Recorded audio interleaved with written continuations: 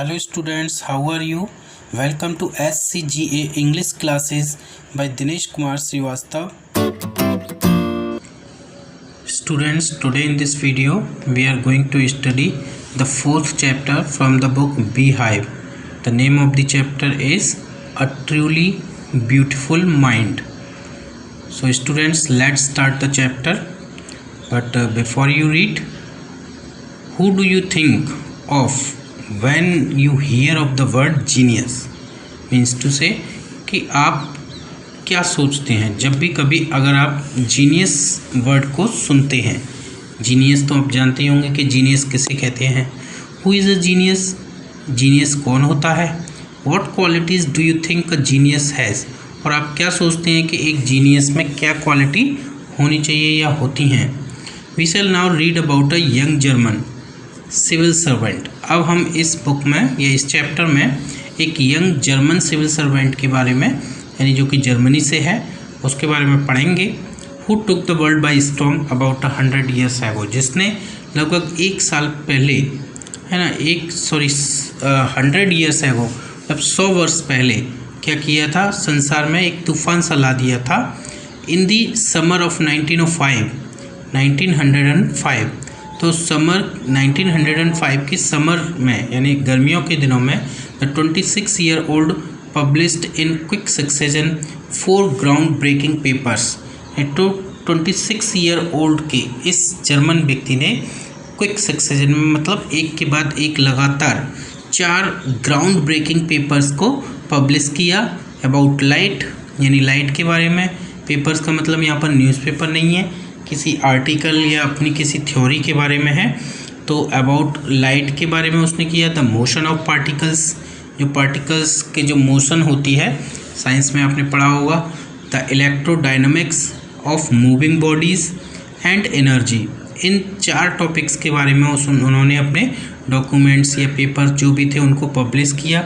His work took up only a few pages in scientific journals, है ना। और उसकी इसका ये जो वर्क है, उसने साइंटिफिक जर्नल्स में केवल कुछ ही पेज ऑक्यूपाई किए, यानी केवल कुछ ही पेजों पर ये प्रिंट हुए। But changed forever our understanding of space time and the entire Cosmos.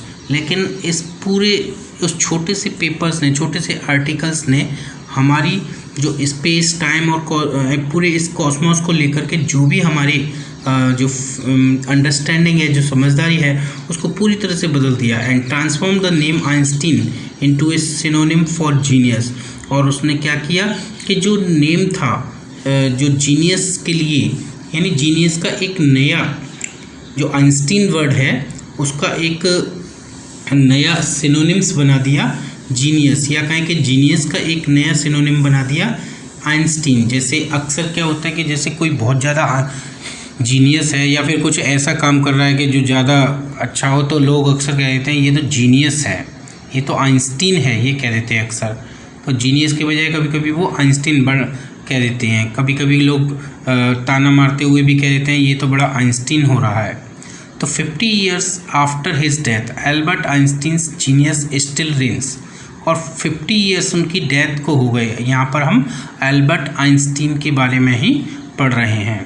Albert Einstein के बारे में आपने पढ़ा ही होगा साइंस में, है ना। वो एक ग्रेट साइंटिस्ट थे और उनकी मृत्यु को 50 years हो चुके हैं, लेकिन आज भी उनकी जो एल्बर्ट आइंस्टीन है, उनकी जो जीनियस है, वो आज भी हमारी इस पृथ्वी पर रूल कर रही है, शासन कर रही है, राज कर रही है। तो देखिए पढ़ते हैं। Albert Einstein was born on 14 March 1879 in the German city of Ulm. Albert Einstein का जन्म 14 मार्च 1879 को जर्मनी की उल्म नामक सिटी में हुआ था। Without any indication that he was destined for greatness. और बिना किसी इंडिकेशन के, यानी इस तरह का कोई भी इंडिकेशन, कोई इशारा, कुछ भी ऐसा अजीब नहीं हुआ था जो ये प्रूव करता हो कि वो एक ग्रेटनेस, उनका जो डेस्टिन है, उनका जो भाग्य है, वो बहुत ही ग्रेट होने वाला है। ऑन द कॉन्ट्रेरी, बल्कि इसके विपरीत, जैसे अक्सर कुछ स्टूडेंट्स होते हैं, कुछ लोग होते हैं जो बाद में चलकर बहुत महान होने वाले होते हैं, तो वो शुरुआत से ही उनके अंदर वो क्वालिटी अलग दिख जाती है। तो यहाँ पर ऐसा नहीं था। ऑन द कॉन्ट्ररी, इसके विपरीत his mother thought Albert was a freak, जबकि उसकी माँ थी वो ये सोचती थी कि एल्बर्ट क्या है, एक फ्रीक है। फ्रीक का मतलब होता है a word use disapprovingly to talk about a person who is unusual and doesn't behave, look और थिंक लाइक अदर्स। मतलब जो बच्चा दूसरों की बच्चों की तरह से सोचता नहीं है, देखता नहीं है या बिहेव नहीं करता है, वो बिल्कुल अलग होता है और इस वजह से लोग उसको डिसअप्रूव करते हैं, है ना। तो इस तरह का वो था एल्बर्ट टू हर, और उनकी माँ के लिए his head seemed much too large, और उसकी माँ को लगता था कि उसका जो सिर है वो कुछ ज़्यादा ही बड़ा है। At the age of 2.5 Einstein still wasn't talking, और जब 2.5 लगभग 2.5 साल की उम्र आइंस्टीन की हो गई थी, और इस तब भी आइंस्टीन बोलना नहीं, बातें करना नहीं सीख पाए थे, यानी तब भी वो बातें नहीं करते थे। When he finally did learn to speak, he uttered everything twice, और जब फाइनली उन्होंने किसी चीज़ को बोलना सीखा, बोलने के लिए लर्न करना सीखा, तो उस समय वो क्या करते थे, हर चीज़ को 2 बार अटर किया करते थे। अटर का मतलब यहाँ पर बोलना, स्पीक करना, तो वो बोलते थे 2 बार, हर चीज़ को दोहराते थे। Einstein did not know what to do with other children, Einstein को ये भी नहीं पता था कि वो दूसरे बच्चों के साथ क्या करें। And his playmates called him brother boring, और उनके जो प्लेमेट्स थे, उनके जो साथी थे, वो हमेशा उनको ब्रदर बोरिंग कह करके पुकारते थे, क्योंकि वो कभी कुछ करते नहीं थे, दूसरे बच्चों के साथ में घुल मिल करके बैठते नहीं थे, और ना ही वो कभी खेलते थे उनके साथ में, और साथ ही साथ चुपचाप से बने रहते थे। इसलिए जो दूसरे बच्चे थे वो उनको ब्रदर बोरिंग कहते थे। So the youngster played by himself, और ये जो यंगस्टर था मतलब आइंस्टीन है ना, वो हमेशा अकेले ही खेला करता था। मच ऑफ द टाइम, यानी ज़्यादातर समय वो अपने आप ही अकेले खेलते थे। ही स्पेशली लव्ड मैकेनिकल टॉयज़, और स्पेशली उनका जो लव था, यानी किन चीज़ों को पसंद करते थे, जो मैकेनिकल टॉयज़ होते थे उनको पसंद करते थे। जो भी मशीन, यानी उनमें ऐसे टॉयज़ जिनमें किसी तरह की मशीन लगी हो, तो ऐसे टॉयज़ से उनको बड़ा प्रेम था। Looking at his newborn sister Maja, he is said to have said fine but where are her wheels. तो जब उनकी एक छोटी सिस्टर पैदा हुई, है ना, वो बड़े थे, उनकी एक छोटी सिस्टर बाद में पैदा हुई जब वो थोड़े से बड़े हो चुके थे, तो उनकी छोटी सिस्टर का नाम क्या था, माजा। तो उन्होंने बड़ी प्यार से कहा, जब उसको देखा तो वो बहुत ही छोटी थी। अब छोटी थी तो बिल्कुल उसके पैर वगैरह छोटे थे और वो शायद उसने नहीं देख पाए होंगे। तो वो जब उसने देखा एल्बर्ट आइंस्टीन ने, तो उसने कहा बहुत अच्छा। उसको क्या लगा कि ये जो न्यूबॉर्न बेबी है उससे ऐसा लगा, क्योंकि वो भी छोटे थे, तो उनको ये लगा कि शायद ये कोई टॉय की तरह से है, जैसे टॉय होते हैं उस तरह से होगी। तो उन्होंने कहा बहुत अच्छे, but where are her wheels, लेकिन इसके व्हील्स कहाँ हैं, है ना, ये चलेगी कैसे। इसके व्हील तो जैसे टॉयज़ जो होते हैं उनमें अक्सर व्हील होते हैं, जैसे कार है, मोटर बाइक है, इस तरह के जो मशीन वाले जो टॉयज़ होते हैं उनमें व्हील्स होते हैं। तो वो भी कहने लगी कि इसके तो व्हील्स नहीं है, ये व्हील्स कहाँ हैं।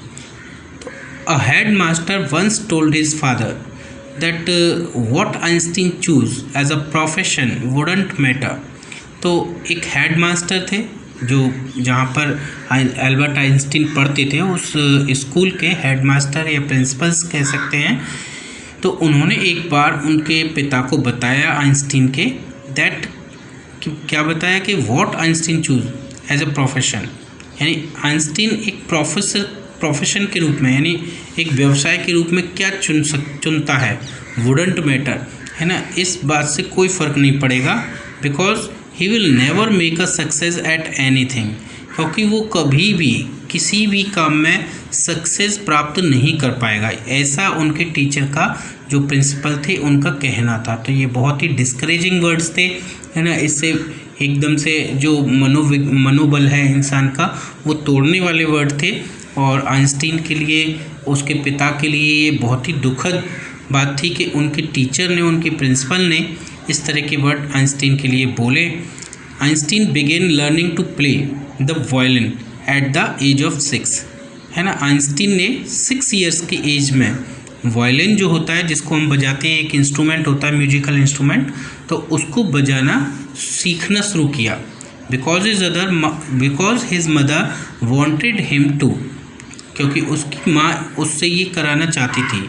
ही later became a gifted amateur violinist, और बाद में क्या हुआ, वो एक गिफ्टेड का मतलब जिसको ऑलरेडी भगवान ने कोई गिफ्ट दिया हो, किसी क्वालिटी का, किसी तरह का टैलेंट दिया हो, तो उस तरह का वो एमेचर वायलिनिस्ट बन गया। एमेचर का मतलब होता है doing something for personal enjoyment rather than as a profession, यानी किसी प्रोफेशन के रूप में, यानी किसी व्यवसाय के रूप में करने के बजाय केवल अपने आनंद के लिए, अपने एंजॉय के लिए जब कोई काम किया जाता है, या जो व्यक्ति कुछ काम करता है, तो उसको एमेचर कहते हैं। तो वो एमेचर थे, वायलिनिस्ट थे।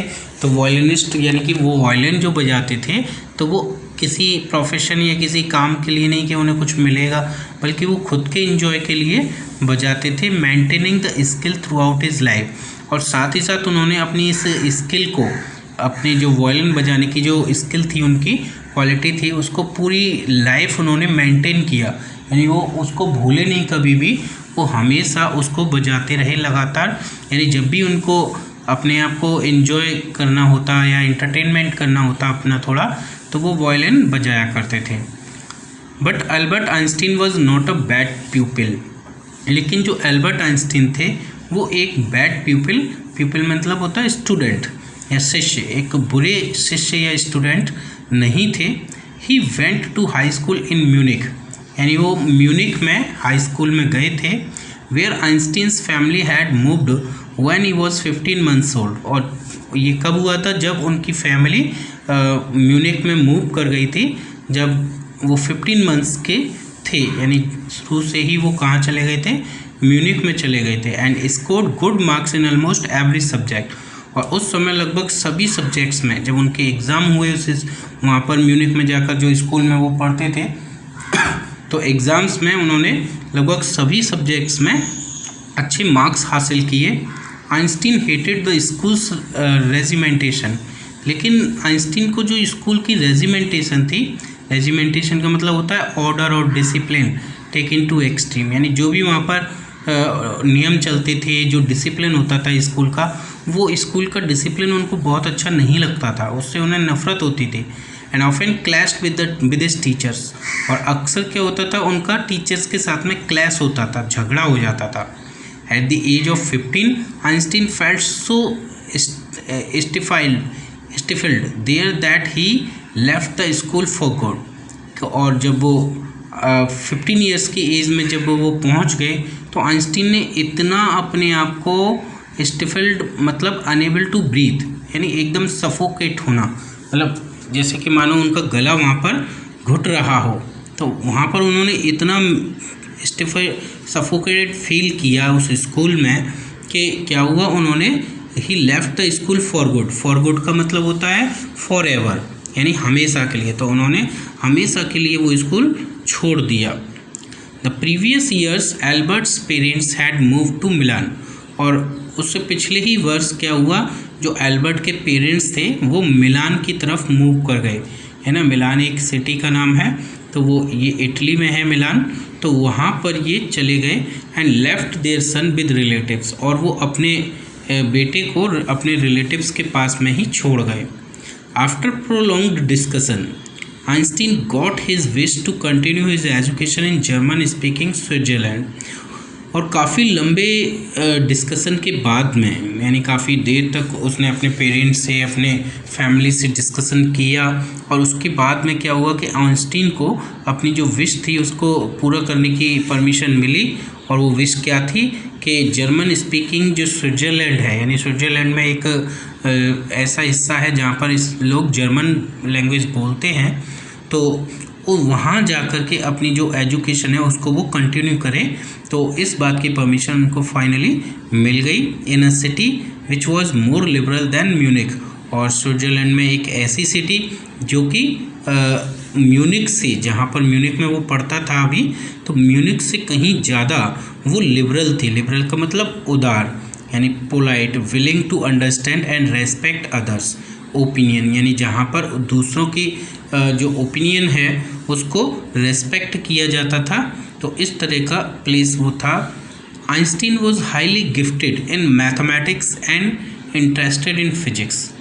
आइंस्टीन जो थे वो बहुत ज़्यादा मैथमेटिक्स में गिफ्टेड थे, मतलब मैथमेटिक्स के बारे में उनको जो है शायद ईश्वर की तरफ से ही काफ़ी अच्छा कह सकते हैं वरदान मिला था, तो वो मैथमेटिक्स में बहुत ही अच्छे थे और फिजिक्स में भी वो काफ़ी इंटरेस्ट लेते थे।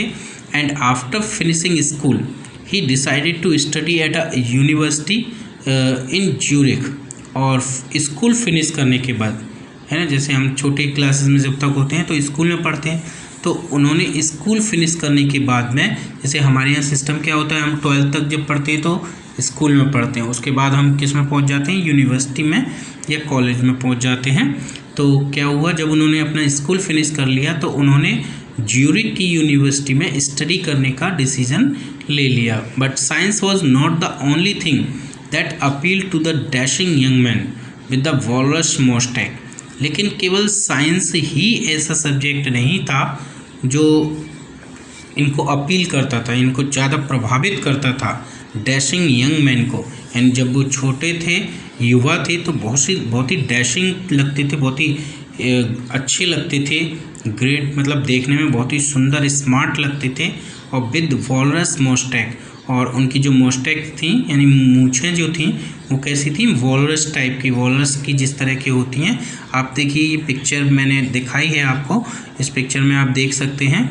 तो इसमें ये 21 ईयर्स की एज पर थे उस समय की, ये इनकी फ़ोटो है, तो आप देख सकते हैं बहुत ही सुंदर और डैशिंग लग रहे हैं। He also felt a special interest in a fellow student Mileva मैरिक।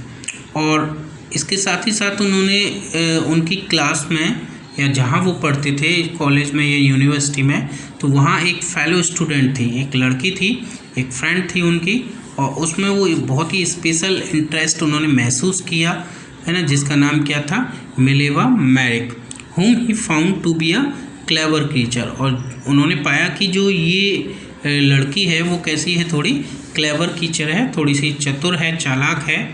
This young Serb had come to Switzerland because the university in Zurich was one of the few in Europe where women could get degrees। तो ये जो लड़की थी, जो Mileva Maric, वो एक SERB थी। Serb का मतलब द पीपल ऑफ सर्बिया, यानी Serbia is a name of country and the people who belongs to Serbia are called Serb. So this young girl was also a Serb and she came to Switzerland. Why she came to Switzerland? Because the Zurich University was the only university।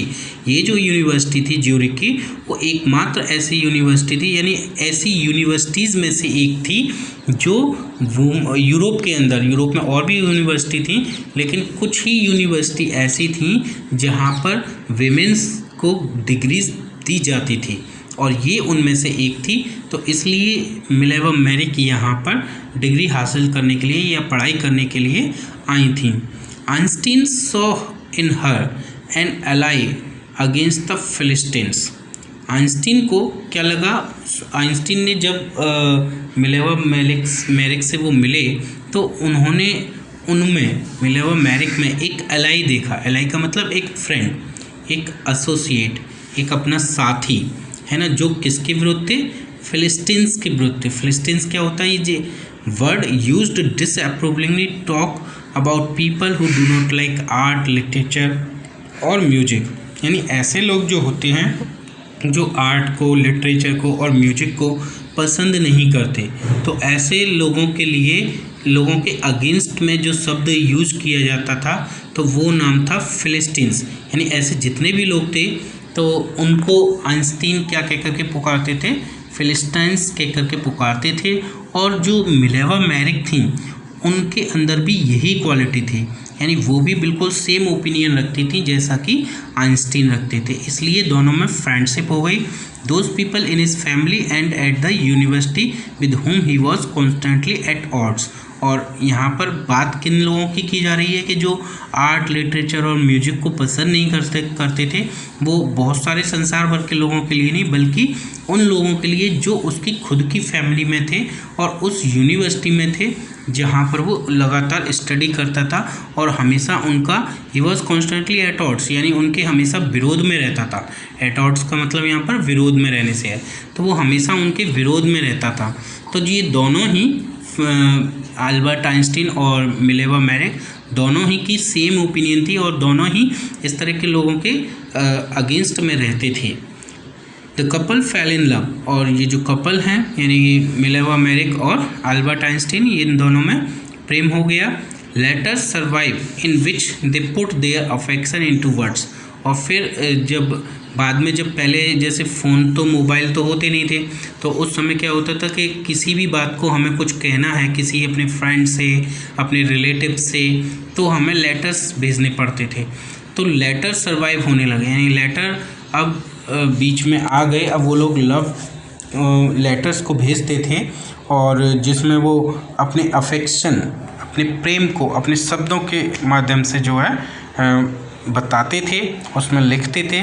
लेकिन जो Albert Einstein थे वो क्या करते थे, mixing science with tenderness, अपने उन letters में भी जो कि वो एक फ्रेंड को लिखे जा रहे थे, उन लेटर्स में भी वो क्या करते थे, बड़ी ही टेंडरनेस तरीके से, टेंडरनेस का मतलब बड़े ही पोलाइटली वे में, है ना, नाजुक कह सकते हैं, बड़ी नाजुकता से वो क्या करते थे, साइंस का भी मिक्सअप कर दिया करते थे।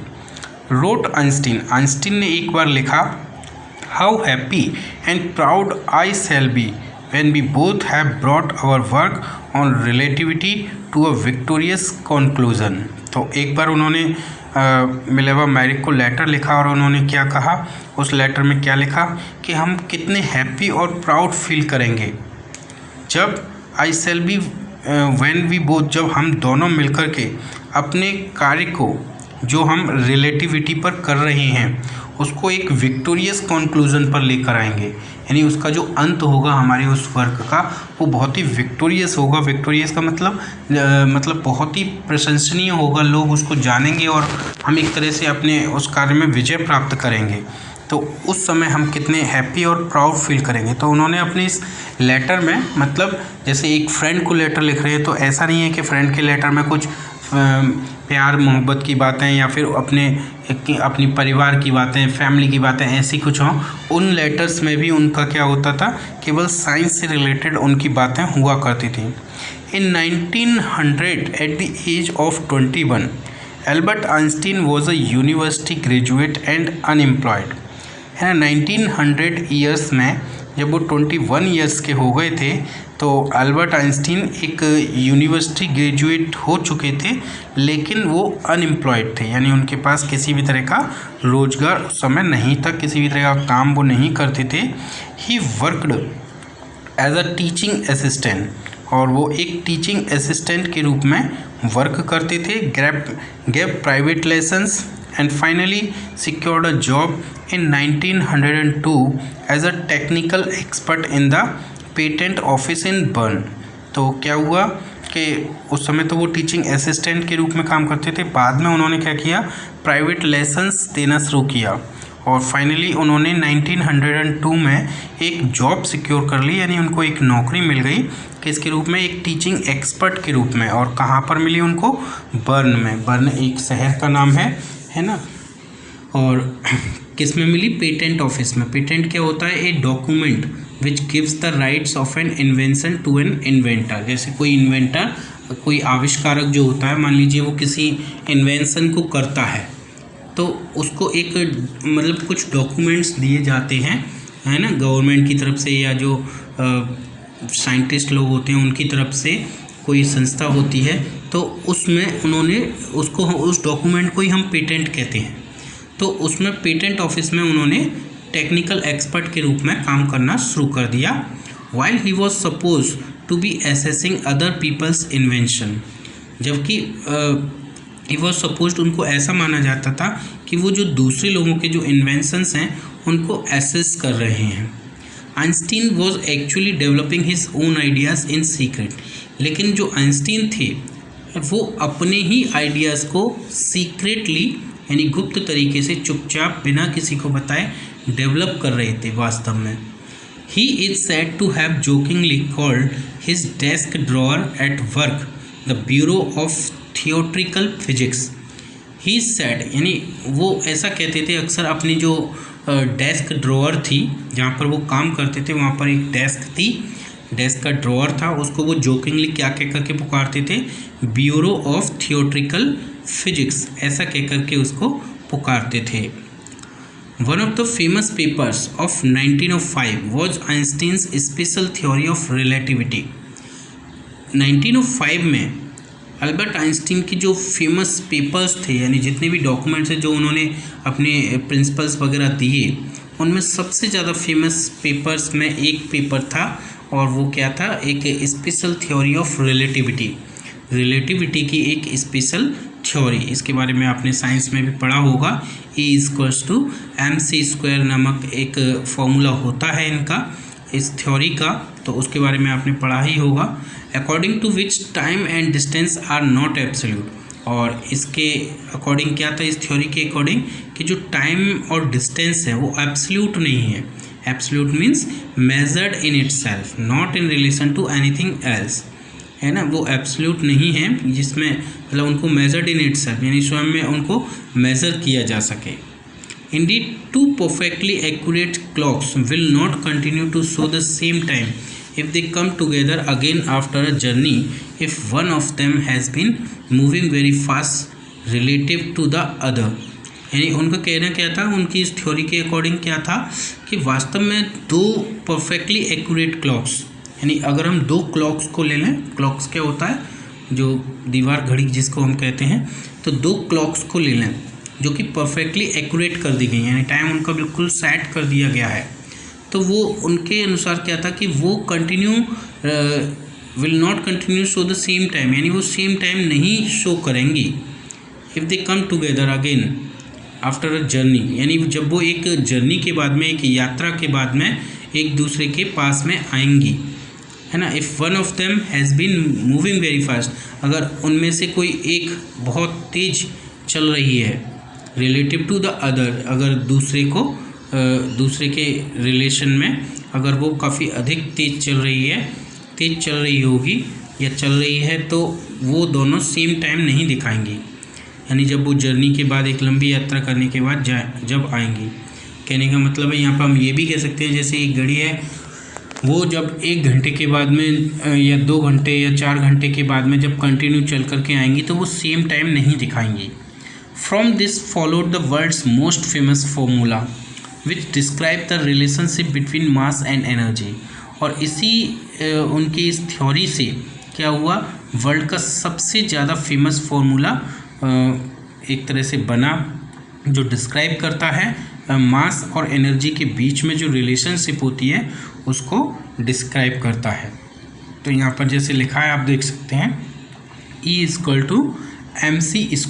तो इन दिस मैथमेटिकल इक्वेशन या मैथमेटिकल इक्वेशन में क्या होता है, ये मैथमेटिकल इक्वेशन है, यहाँ पर E stands for energy. E का जो स्टैंड वो किस लिए स्टैंड करता है, किसके लिए, एनर्जी के लिए। M फॉर मास, M किसके लिए करता है, मास के लिए। मास आपने पढ़ाई होगा, इसको हिंदी में हम द्रव्यमान भी कहते हैं, एक तरह से ये वेट होता है। And C for the speed of the light in a vacuum, और C किसके लिए है, जो वैक्यूम में लाइट की जो स्पीड होती है, वैक्यूम हम किसको कहते हैं, जहाँ पर किसी भी तरह का एयर नहीं होता, किसी भी तरह का मीडियम नहीं होता, तो ऐसे स्पेस को या ऐसे प्लेस को हम वैक्यूम कहते हैं, स्पेस भी कह सकते हैं हम इसको। और ये स्पीड कितनी होती है लाइट की, अबाउट 3 लाख किलोमीटर पर सेकेंड, है ना, ये पर सेकेंड, यानी 1 सेकेंड में जो लाइट होती है वो लगभग 3 लाख किलोमीटर डिस्टेंस को ट्रेवल करती है। कब, जब वैक्यूम होता है, यानी जब कोई किसी भी तरह का कोई मीडियम नहीं होता है। तो यहाँ पर देखिए एक और पॉइंट दिया हुआ बीच में थोड़ा सा, when you sit with a nice girl for 2 hours it seems like 2 minutes, when you sit on a hot stove for 2 minutes it seems like 2 hours, that's relativity. Albert Einstein ने कहा Albert Einstein ने अपने ही शब्द में क्या कहा कि जब आप एक नाइस गर्ल के पास में बैठते हैं 2 घंटे के लिए तो ऐसा लगता है कि आप सिर्फ 2 मिनट के लिए बैठे, और जब आप किसी हॉट स्टोव पर 2 मिनट के लिए बैठते हैं तो ऐसा लगता है कि आप 2 घंटे के लिए बैठ गए। तो यही जो क्या है, एक रिलेटिविटी है। एल्बर्ट आइंस्टीन ने ये बात कही। तो while Einstein was solving the most difficult problems in physics, his private life was unraveling।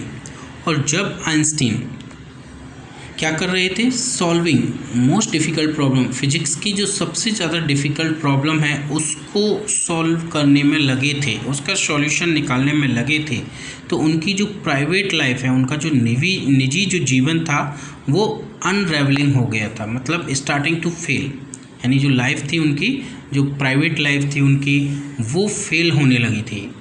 Albert had wanted to marry Mileva right after finishing his studies, यानी एल्बर्ट मेलेवा मैरिक जो उनकी friend थी university में, वो उससे शादी करना चाहते थे, लेकिन ठीक अपनी जो स्टडी थी उसको फिनिश करने के बाद में। But his mother was against it, लेकिन उनकी माँ जो थी वो इसके अगेंस्ट थी। एल्बर्ट आइंस्टीन की जो माँ थी वो इसके अगेंस्ट थी। She thought Mileva who was 3 years older than her son was too old for him, और जो मेलेवा हैं वो क्या थी, एल्बर्ट आइंस्टीन से 3 years बड़ी थी, इसलिए उसकी माँ सोचती थी कि मेलेवा उनके लिए शादी करने के हिसाब से काफ़ी बड़ी है ना। ज़्यादातर यही होता है ना हम लोगों के यहाँ कि जो लड़की बड़ी होती है तो उससे शादी नहीं होती, लड़के की शादी जो उसकी उम्र से छोटी लड़की को देखा जाता है शादी करने के लिए। तो उन्होंने कहा कि जो लड़की है वो थोड़ी सी बड़ी है, तो इसलिए वो उनकी माँ एल्बर्ट आइंस्टीन और मेलेवा मैरिक की जो शादी है उसके खिलाफ थी। She was also bothered by Mileva's intelligence, और साथ ही साथ जो मेलेवा की जो इंटेलिजेंस थी, यानी जितनी वो जैसे कि साइंस में, फिजिक्स में एल्बर्ट आइंस्टीन बहुत ग्रेट थे, तो मेलेवा भी साइंस में ही काफ़ी इंटरेस्ट लेती थी, वो भी एक साइंटिस्ट के रूप में ही वर्क करती थी, तो उनको ये पसंद नहीं था उनकी माँ को, एल्बर्ट आइंस्टीन की। She is a book like you his mother said, और उनकी माँ कहती थी कि वो तो बिल्कुल तुम्हारे जैसी एक किताब, मतलब बिल्कुल तुम जैसी है वो तो, है ना। तुम हमेशा, वो अपने बेटे से कहती तुम हमेशा अपने प्रैक्टिकल्स में, अपनी साइंस में, अपनी इन्वेंशंस में लगे रहते हो, और अगर वो मैं उसको अपने घर की बहू बना लेती हूँ तो क्या होगा, वो भी तुम्हारी तरह साइंस में और इन्वेंशंस में लगी रहेगी, है ना। व्हाट अबाउट फैमिली, फैमिली का क्या होगा, मुझे तो एक ऐसी बहू चाहिए जो घर में रह सके मेरे साथ, घर के काम करे मेरे साथ में। तो Einstein put the wedding of, तो क्या हुआ जब इस तरह की फैमिली में प्रॉब्लम क्रिएट होने लगी, उसकी माँ हमें उसके अगेंस्ट जाने लगी, तो फिलहाल आइंस्टीन ने क्या किया, जो वेडिंग का जो डिसीजन लिया था उसको ऑफ कर दिया, मतलब उसको अभी फ़िलहाल के लिए मना कर दिया। The pair finally married in January 1903, लेकिन क्या हुआ, फाइनली 1903 में जनवरी के मंथ में दोनों ने मिलकर के शादी कर ली। एंड हैड 2 sons, और उसके बाद उनके 2 बेटे भी हुए। But a few years later the marriage faltered, लेकिन 2 वर्ष के बाद में ही क्या हुआ, जो मैरिज थी वो फॉल्टर्ड हो गई। फॉल्टर्ड मतलब कमज़ोर पड़ गई, दोनों के बीच में जो रिलेशंस था वो कमज़ोर पड़ गया।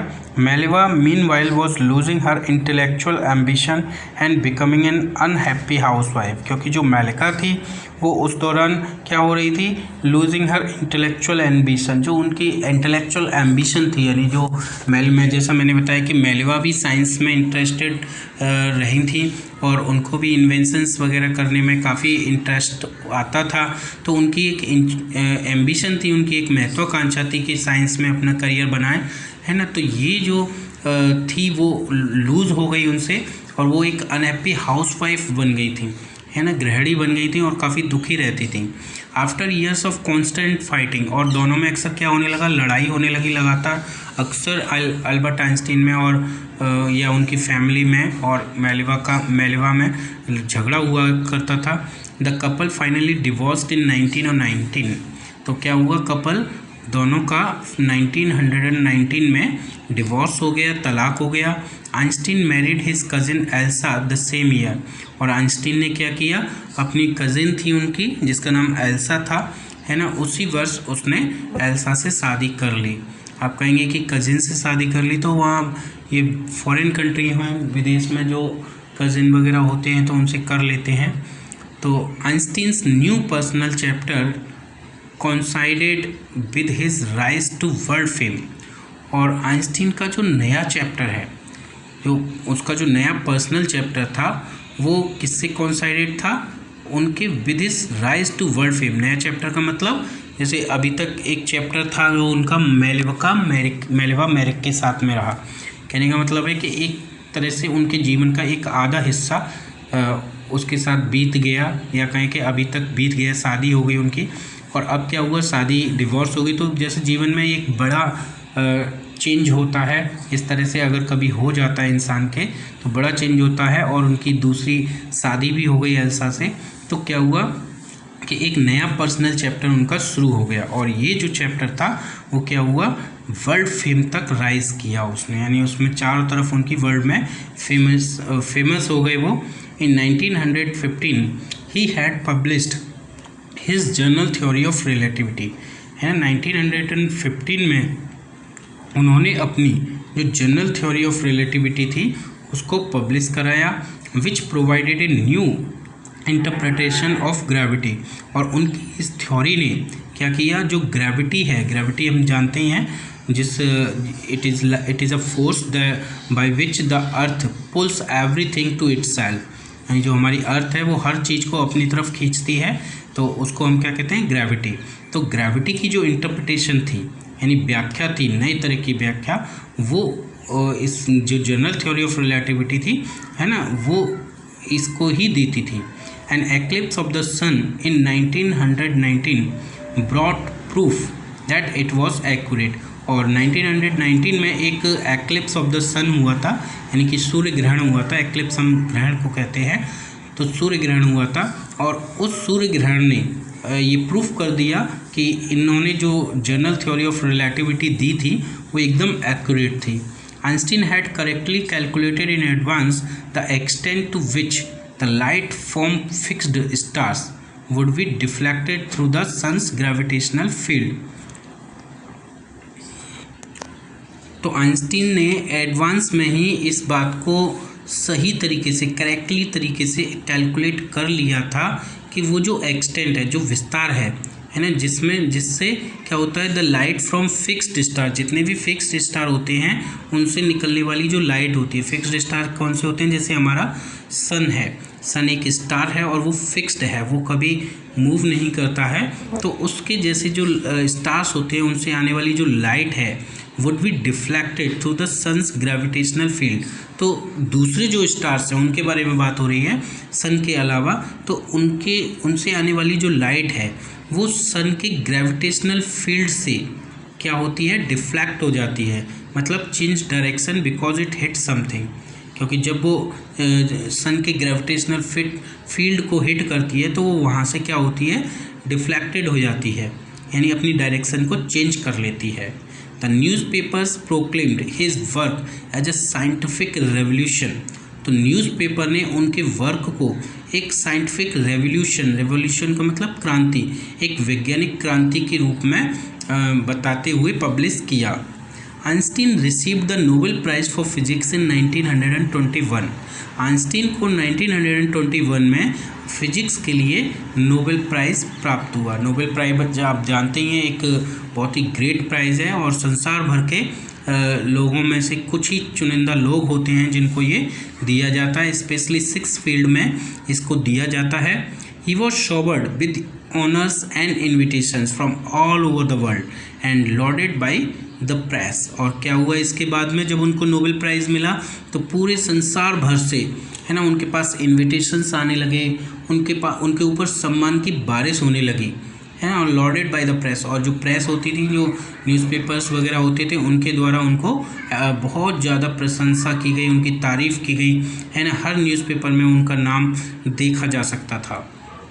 When the Nazis came to power in Germany in 1933, और 1933 में जब नाजी पार्टी है ना, आपने नाजी पार्टी के बारे में हिस्ट्री में पढ़ा होगा या नहीं पढ़ा होगा तो अभी आप जो 3rd चैप्टर आएगा है ना उसमें पढ़ेंगे। तो 1933 में जर्मनी में जो नाजीज थे यानी हिटलर की जो पार्टी थी वो पावर में आई। Einstein emigrated to the United States, और आइंस्टीन एमिग्रेट कर गए यूनाइटेड स्टेट्स में। एमिग्रेट मतलब क्या होता है, जब हम किसी एक देश से दूसरे देश में जाकर परमानेंटली सेटल हो जाते हैं तो उसको एमिग्रेट करना कहते हैं। तो आइंस्टीन यूनाइटेड स्टेट एमिग्रेट कर गए थे। 5 years लेटर, और 5 साल के बाद the discovery of nuclear fission in Berlin had American physicist in an अप्रोर। तो क्या हुआ, जो न्यूक्लियर फिजन की जो डिस्कवरी थी बर्लिन में जो उन्होंने की थी, उसने क्या किया कि जो अमेरिकन फिजिसिस्ट थे, अमेरिका के जो भौतिक विज्ञानी थे, उनको इन एन अप्रोर, अप्रोर का मतलब वेरी अपसेट, उनको बहुत ही अपसेट कर दिया है ना। अब जो न्यूक्लियर फिजन की जो डिस्कवरी थी उसकी वजह से जो अमेरिकन फिजिसिस्ट थे वो बहुत ही क्या हो गए थे, अपसेट हो गए थे। Many of them had fled from fascism, और बहुत सारे जो लोग थे वो फेसिज्म से भाग गए थे यानी दूर हो गए थे। जस्ट एज आइंस्टीन हैड, जिस तरीके से आइंस्टीन ने किया था, यानी कि जो वहाँ पर जर्मनी में जो एक तरह से न्यूक्लियर फिजन हो रहा था, न्यूक्लियर जो बम होती हैं या उनको बनाने का जो प्रोसेस चल रहा था, तो आइंस्टीन भी उससे दुखी थे और दूसरे जो फिजिसिस्ट थे वो भी। And now they were afraid the Nazis could build and use an atomic bomb, और अब उनको ये डर था कि जो नाजीज़ हैं वो एक एटॉमिक बम बना सकते हैं और उसका यूज कर सकते हैं, क्योंकि नाजी जो हिटलर था वो बहुत ही ज़्यादा एम्बिशियस पर्सन था, बहुत ज़्यादा उसकी महत्वाकांक्षा थी, वो जर्मनी को हमेशा टॉप पर देखना चाहता था और इसके लिए वो दूसरे देशों पर आक्रमण करके उनको अपने अंडर में लेना चाहता था। At the urging of a colleague, Einstein wrote a letter to the American president Franklin D Roosevelt.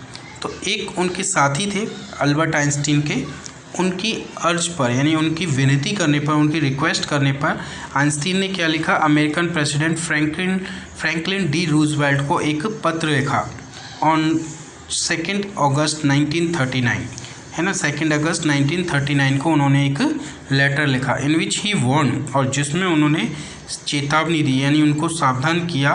क्या कहा, a single bomb of this type, यानी उन्होंने कहा कि एक इस तरह का अगर एक बॉम्ब, सिंगल बॉम्ब भी यूज किया गया, एक्सप्लोडेड इन अ पोर्ट, यदि वो किसी पोर्ट पर एक्सप्लोड किया गया, might very well destroy the whole port together with some of the surrounding territory. तो वो क्या करेगा कि जो पोर्ट होगा, जो पोर्ट किसे कहते हैं हम, बंदरगाह को या किसी भी स्पेस प्लेस को कह सकते हैं, तो वो उस पूरे प्लेस को और साथ ही साथ उसके आसपास की जो टेरिटरी, जो आसपास का जितना भी क्षेत्र होगा, उन सब को पूरी तरह से वो डिस्ट्रॉय कर देगा। His words did not fail to have an effect, और उनके इन शब्दों का मतलब ये शब्द अपना प्रभाव जमाने में फेल नहीं हुए, यानी उनके शब्दों का प्रभाव सामने बाद में देखने को भी मिला। The Americans developed the atomic bomb in a secret project of their own. जो अमेरिकन लोग थे उन्होंने अपने एक सीक्रेट प्रोजेक्ट में अपना खुद का एटॉमिक बॉम्ब उन्होंने डेवलप कर लिया था। And dropped it on the Japanese cities of Hiroshima and Nagasaki in August 1945। और जब सेकेंड वर्ल्ड वॉर चल रहा था तो उस समय अमेरिका ने क्या किया था, अपने इस एटॉमिक बॉम्ब का प्रयोग जापान की 2 सिटीज़ पर गिरा करके किया था, है ना, हिरोशिमा और नागासाकी। इसमें अगस्त 1945 को ये उन्होंने ड्रॉप किया था हिरोशिमा और नागासाकी में, और जिसके दुष्परिणाम आज भी लोगों को देखने को मिलते हैं। Einstein was deeply second by the extent of the destruction, और आइंस्टीन इस डिस्ट्रक्शन को यानी इस विनाश लीला को देख करके बहुत ज़्यादा दुखी हुए।